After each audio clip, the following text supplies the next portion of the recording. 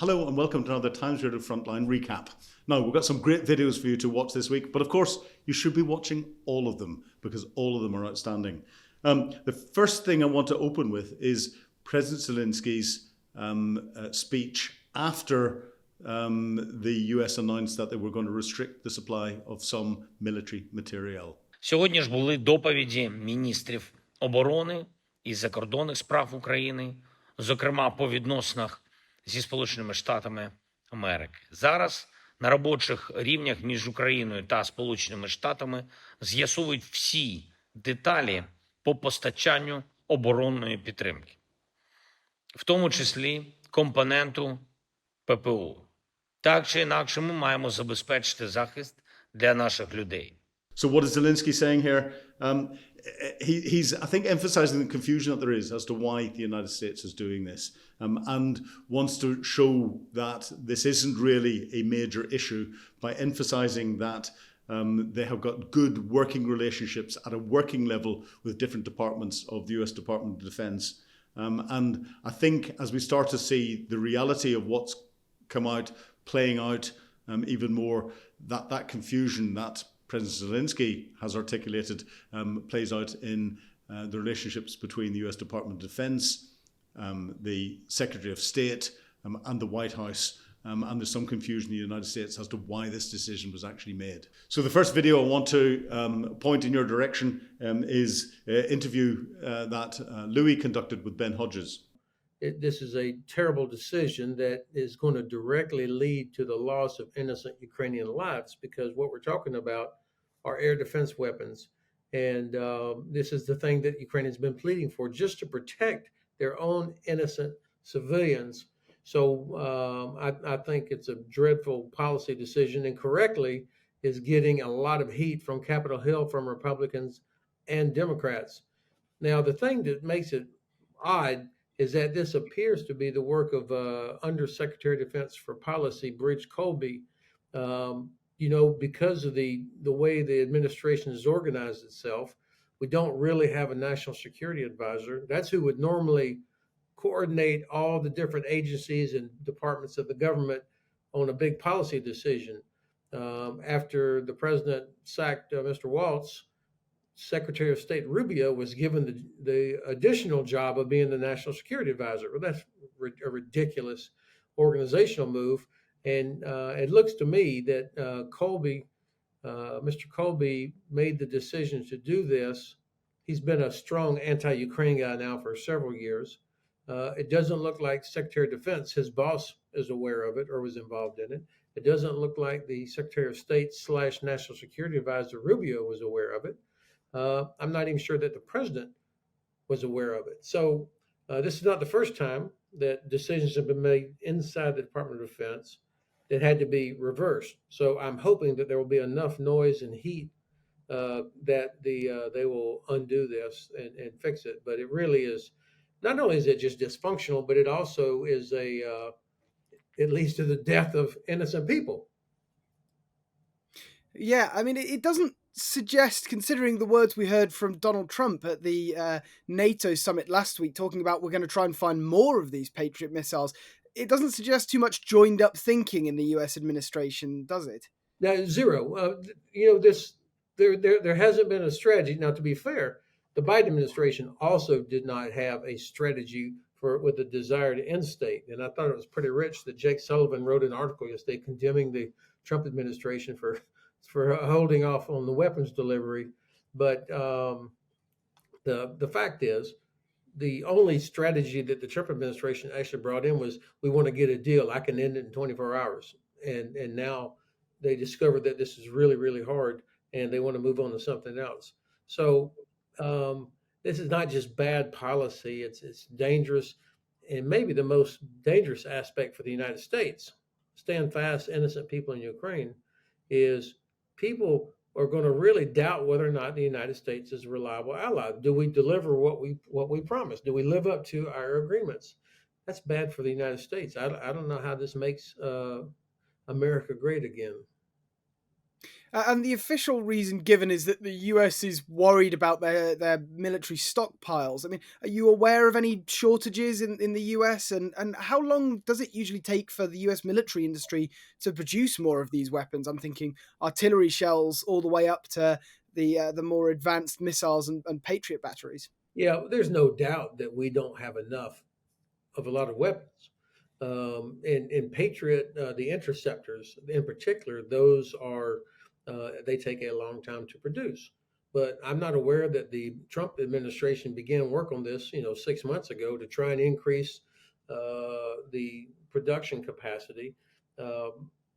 If this is about hanging on to things for China, most of the other stuff that we're talking about would not be relevant to China. Only the Patriot, but they didn't even say it that way. And again, I think that's the cover story. This administration has been placating Russia from day one, and Mr. Colby has been a very strong anti-Ukraine voice, if you will, from way before he assumed the position of USDP. That's Undersecretary of Defense Policy, which is like the number 3 position in the Pentagon, and this is a reflection that they don't care about Ukraine. They are placating Russia, and they either don't understand or don't care that what is happening with Ukraine and Russia, not only is that bad for America's economy, because this war is disrupting Europe's economy, which affects us, since Europe is our largest trading partner as a bloc. And then also the Chinese are watching. The Chinese see that we are dysfunctional, that we're not a reliable ally, and that we seem to be kind of flexible on this sovereignty thing based on our pressure on Ukraine to come on, give up Crimea.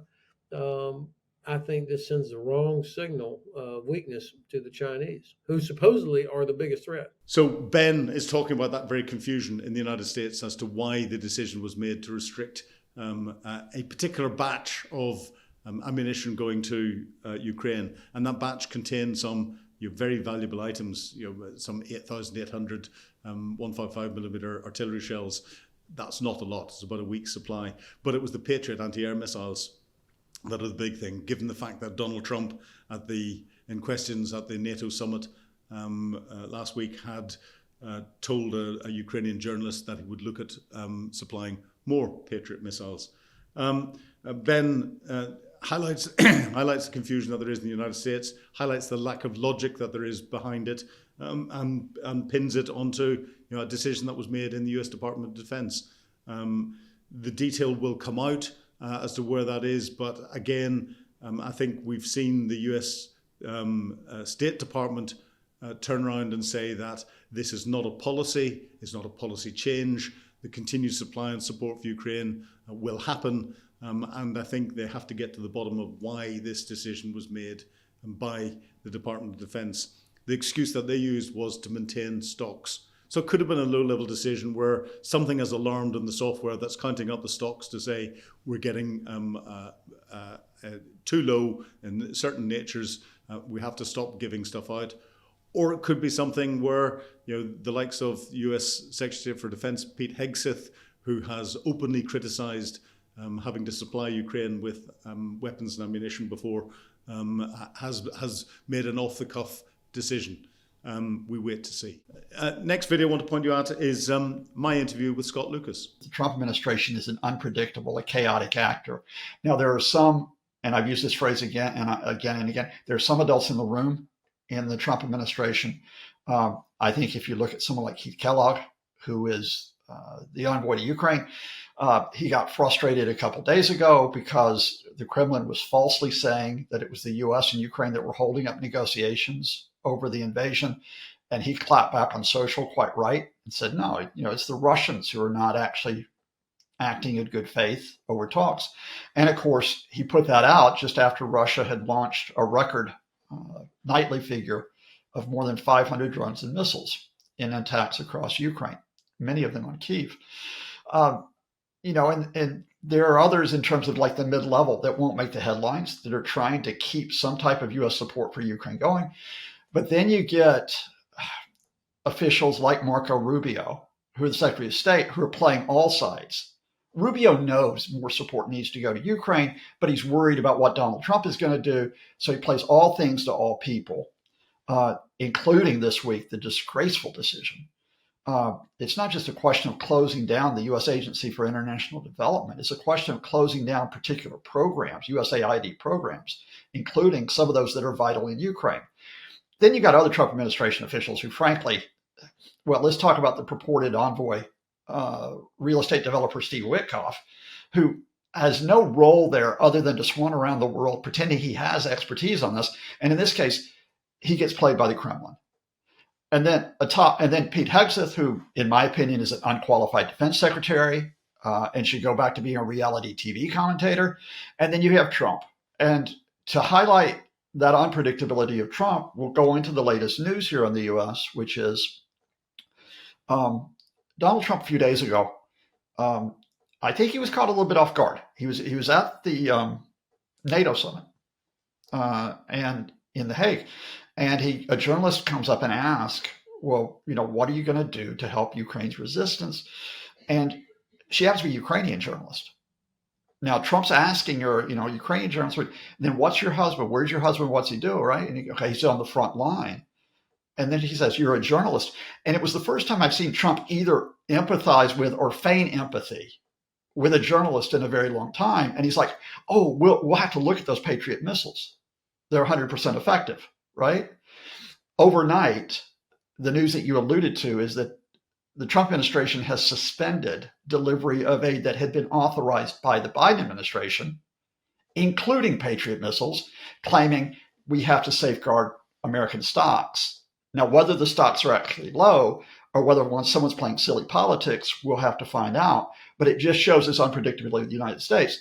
So on the other side, to get to your question, not just Europe, the entire international community, other countries, Canada, Australia, Japan, South Korea, not just on Ukraine, but on other issues, they've got to plan without assuming a reliable alliance with the Americans. But that brings me to the second point very quickly, and that is it's the short-term headlines versus the broader situation. And the short-term headlines, and I understand them as, oh my gosh, it's all falling apart, it's in disarray, or on the other hand, it's all come together and there's going to be great success. And you know this from being an expert in the field, that what happens on a daily basis where you get complications, you get confrontations, you get people spinning, it obscures the bigger picture. And where's the bigger picture with Europe? The European Union and its member states, European states within NATO are ramping up defense production, defense investment. They're ramping that up across all sectors. Are they ramping it up by enough? We know we have the target of 800 billion euros set up by Ursula von der Leyen in March over 5 years. We know have countries like Germany that have released the debt brake to increase defense investment. We know that there is a vast increase in defense production investment in Western Ukraine in particular. Will all the necessary material reach the front line? Beyond that, will all the air defenses go into place in Ukraine? And how much will Ukraine get to attack Russia behind front lines? Now, those are all open questions, but the broad question is they're open questions that don't get answered in a day, a week, a month. Marathon, not a sprint. That's where we are. That's what people in the know realize. And you got to get beyond the superficial headlines to play this longer in terms of how you analyze it. Which makes the analysis even more difficult given some of the leaders that we've got around, especially with Donald Trump. But the timing was interesting. You brought out that conversation that Donald Trump had with the journalist at the NATO conference, the Ukrainian journalist, where he hinted that he'd supply more Patriot missiles. But then, as you said, last night, the restrictions seemed to come in. Donald Trump had recently spoken to Vladimir Putin. And they were talking about the Iran-Israeli tensions and then the Ukraine war, and this direct contact between the two has always been something that people have raised a question mark at. And it happened just before we got that change in the sanctions against a couple of Russian banks that were supporting the Russian nuclear industry, I think it was, and then this change in military material support to Ukraine. Is Putin playing Trump, or is this just a coincidence? Now, Putin's playing Trump, but that's kicking at the open door. You and I know that. I think you need to get into the specifics on that Putin-Trump conversation and put into a couple of contexts. First context, Philip, is the story that came and went maybe a week, 2 weeks ago. Now, it would have been just before the Israeli war. Just before the Israeli war on Iran is that America was diverting air defense missiles down to the Middle East, right? So now, why were they diverting it? Well, you can now realize why they were diverting it, because they were expecting Iran might retaliate. So not just to defend Israel, but to defend American personnel and positions. They make that diversion down there. Now, the issue is, are they going to continue to divert missiles down to the Middle East because they know this might not be over? And that's the reality probably behind that headline overnight. We're short on stocks. That is, they're making a priority choice. So, and Putin's going to play on that, right? Oh, Ukraine, that's not your priority. Look what's happening in the Middle East. You got an issue you got to deal with here. Then you raise the other issue of the sanctions, but you raise the issue of a specific sanction, which is here. And that is that what happened is that Hungary, which is, basically the threat within the EU because of a pro-Kremlin leader, Viktor Orban, we know all of that. Hungary's got a nuclear project which relies on Russian assistance. And the Hungarians this week also blocked the EU's 18th package of sanctions, notably a reduction in the price cap on oil, from Russian oil, from $60 per barrel to $45 per barrel. And they did that for a couple of reasons. One is they did it as leverage to try to push back on the sanctions against their nuclear industry. Two, they're doing it because they don't like the EU's timetable, the provision to cut all Russian oil and gas supplies by 2028. Hungary takes a lot of Russian oil and gas. And I have to mention there's a second country that objected as well, which is Slovakia, who also has a pro-Kremlin leader in Robert Fico. So, that's where I'm saying get beyond the Trump-Putin conversation and get where the issues are, because it takes you back to your first question. If Trump's not reliable, we know that. Will Europe get that 18th package of sanctions across? And I think they will. But what they're going to do is they're going to provide some wiggle room on that 2028 target to get rid of all the Russian oil and gas supplies.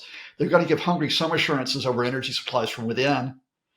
There may even be a little bit of an easing on the penalties that Hungary has to pay because it's a nasty country in violation of EU provisions.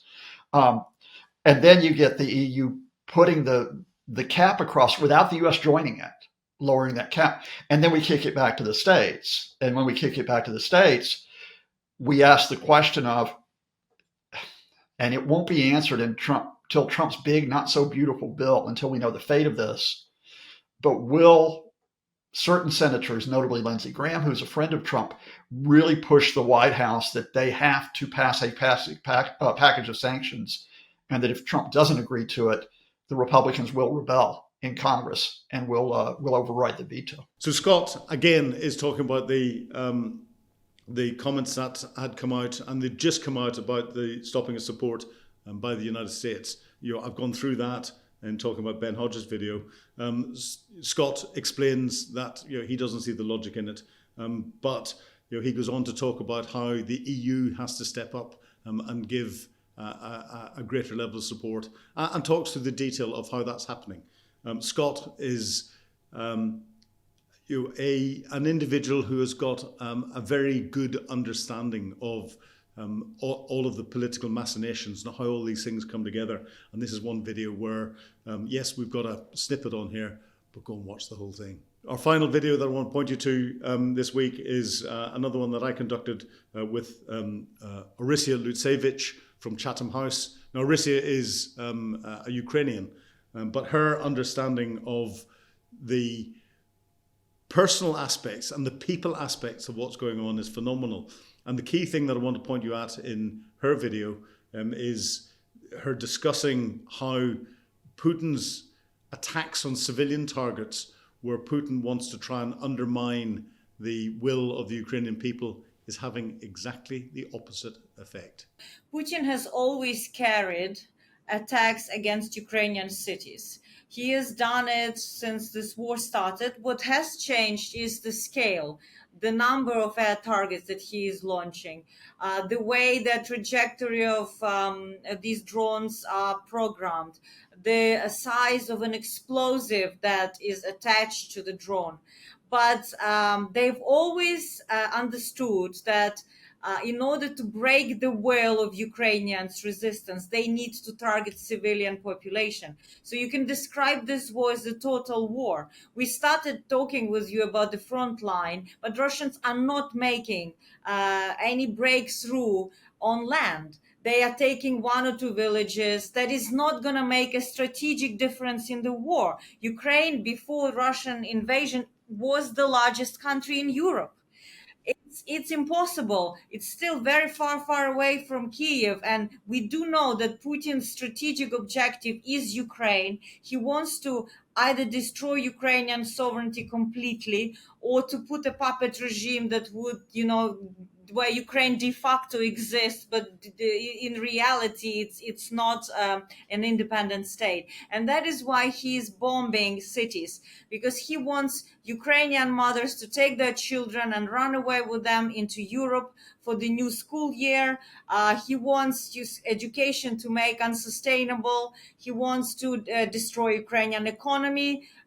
If people are not being paid, there are no taxation. So this is what he wants to do. And that is why he is targeting companies, he's targeting railway, he's targeting high-rise buildings. It's because he needs to go after Ukraine's morale and Ukraine's economy. But is he actually having any success in attacking the morale of the Ukrainians? Because from an outsider looking in, I think what I see is that he seems to be focusing it, and the resolve to stand up to and fight against what Vladimir Putin is doing is getting stronger. Maybe I've got that wrong. Well, I think there's a certain correlation between these kind of civilian bombardments and will to resist in the opposite direction as Putin hopes. And, historically, this has been visible in Blitz. It has been visible in other places where the attacked population mobilizes, gets angry, starts,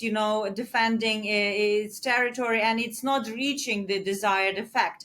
Actually, if you look at the level of out-migration from Ukraine, there's no massive wave of people queuing on the Polish-Ukrainian border. Yes, you have a couple of hundreds maybe leaving, returning. It's quite circular. So the answer to your question is no, he's not succeeding. But that does not actually prevent human life loss. And since April of this year was one of the deadliest months in the whole of war for civilians. So many died in sleep in their beds because the missile or drone exploded in their building. Well, everyone is recognizing that Ukraine is the forward defenses for NATO. Whether it's inside or outside, it's still that forward defense and fighting the fight. But do you think NATO Secretary General Rutte was right, was clever, or was it just accidental when he referred to Donald Trump as daddy? And is Donald Trump in reality the daddy of NATO? Well, 50% of NATO is US, right? I mean, it's not just the president himself, it's also American capabilities, it's military, it's intelligence, it's satellites, there's lots of things, right? So I think he wanted to flatter it. I mean, I don't think it was accidental. I think that in a way, this is how US is perceived in NATO. This has always been the peace dividend that was provided for Europe was by America. And this is the shock that Europe is now experiencing. My fear is that they may be waking up too late for the shock. Because if you look at the defense spending commitments, all these 5% divided into different parts, but by 2035, I mean, what kind of world we will be living in 2035? It's probably the type of aerial bombardments we are seeing now with combined use of ballistic missiles, bombs, and drones will become a reality. And we do not have at the moment full protection from this. Nobody has. Ukraine is now designing it as it goes, mobile groups to take down drones. Is it working? For some time it's working, but then the enemy adapts and it's not working. So I think this is where America also understands the value of Ukraine. American defense industry, the drone startups, the Pentagon Innovation Fund. Believe me, they're all there looking at the future of electronic and digital warfare. And Ukraine is already experimenting with using AI. It's interesting, what a lot of people don't seem to realize is that all of the defense companies in the West are using Ukraine as the beta testing battleground for a lot of the new weapon systems that are coming out, in the same way that I suspect the Chinese are doing with the Russians and sending capabilities in just to test and see what they're like. But one thing that came out of the meeting before Zelensky went to The Hague here in London, when he met Prime Minister Starmer, there was an agreement of a joint venture to produce long-range drones, the British-Ukrainian long-range drones. And I think this is the future, in a way, of Ukraine's victory, because Ukraine needs a technological advantage. Right now, there is this war of attrition because neither side has it. Russia is able to generate scale. It can produce a lot of Iranian drones. It can modernize it. It has the scale. That's why the intensity of bombardment is increasing. While Ukraine has a lot of it's a real sandbox. It's a beehive of different small private drone producers that do software, the hardware, then they test, then they come back. And Ukraine needs to scale up that innovation together with first of all, capital, because not so much technology, but finances and security, where the company will be located inside NATO, can produce these modern day weapons. So go and watch all of the long interviews for all of the people that I've mentioned this week, and the other ones we got up, because they're just as good. But thank you for watching Recap this week. Remember, if you want to comment on it and get those comments dealt with in our question and answers, or put some questions up, or correct some of the stuff that I've said, please sign up for Time Trader membership. Put your comments, questions, or anything else below, and we'll deal with them next week. Thank you. Goodbye.